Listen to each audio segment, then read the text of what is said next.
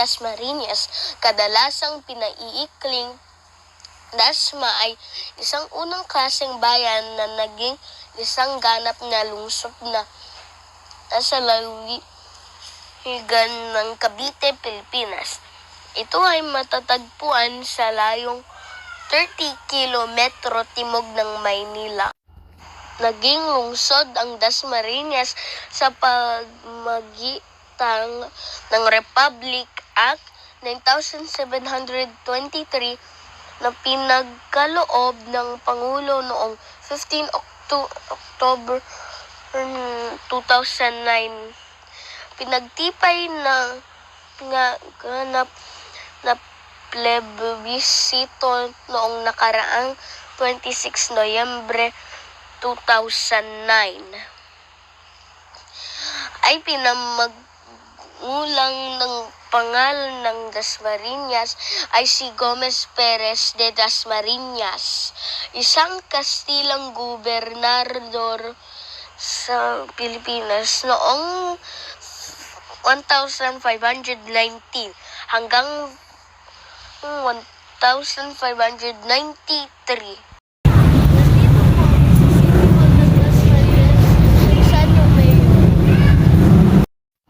Mepo ay nabibilang sa Barangay Sampaloc, IB. Ay Barangay Sampaloc 4.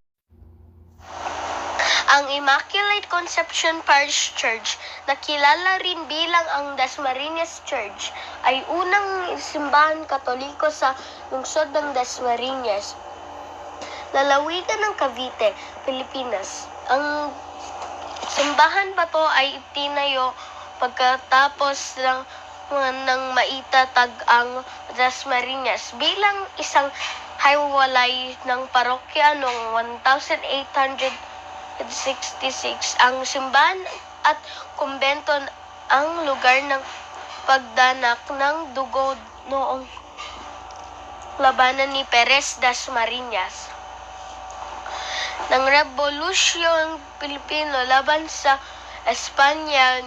Ito ay idineklara bilang isang mahalagang instrukturang pagkasayanan ng National Historical Institute. Ngayon ay National Historical Commission of the Philippines. Sa paglagay ng isang historical maker noong 1986 noong 7 Disyembre 2002, ang venerated and miraculous image of the patroness of the city of the Dasmariñas, ang Lady of Immaculate Conception, ay inanakoronahan ng nooy obispo ng Imus Most Reverend Manuel Sobrevinas D.D. na ngayon ay Bishop Emeritus ng Imus, at sa mga sumunod na araw, 8 Disyembre 2002, sa okasyon ng The Solemnity of the Immaculate Conception, ang Parish Church ay iniyalay sa Diyos ang ngayon Arsobispo ng Manila na si Most Reverend Luis Antonio G. Tagle Saint D. Ipinagdiwang nito ang ika-150 taon ng Jubileo noong Hulyo 5, 2017.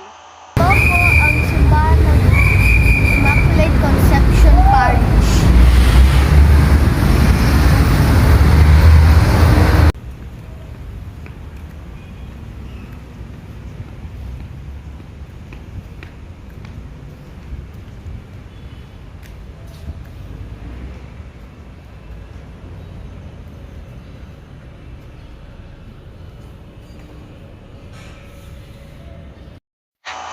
Paru-Paru Festival. Ang Paru-Paru Festival ay ay ang opisyal ng pagdiriwang ang lungsod ng Dasmariñas sa Resolution No. 69 sa 2011 and Special Ordinance 2011 na ipinagtibay ni City Mayor Jennifer Austria Barsaga. Pagamutan ng Dasmariñas. Ito ay isang tertiary government hospital na patatagpuan sa lungsod ng Dasmariñas, Province of Cavite.